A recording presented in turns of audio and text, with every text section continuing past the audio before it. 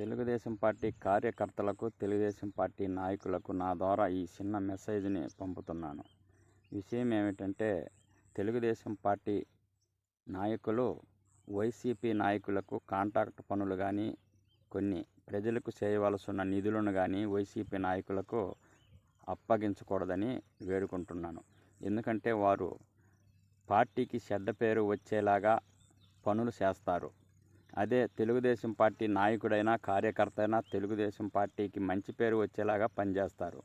ఎక్కడైనా తెలుగుదేశం పార్టీలో వచ్చి చేరి ఉన్నా, ఎలక్షన్కి ముందుగా వైసీపీ వాళ్ళు తెలుగుదేశం పార్టీలో చేరి ఉన్నా వాళ్ళని మాత్రం కొంచెం దూరం పెట్టాలని కోరుకుంటున్నాను.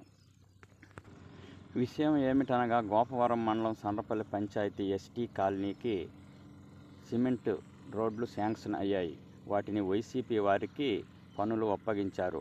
ఈ పనులను తక్షణమే తెలుగుదేశం పార్టీ కార్యకర్తలు కానీ, తెలుగుదేశం పార్టీ నాయకులు కానీ ఉన్నవాళ్ళు ఎవరైనా ఈ పనులను చేయాలని కోరుకుంటున్నాము.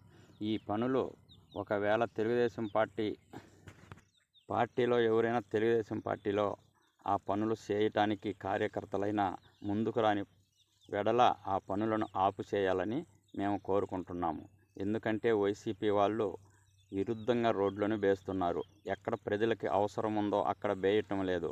వాళ్ళు అనుకూలంగా ప్రజలు కోపగించుకునేలాగా రోడ్లను వేస్తున్నారు.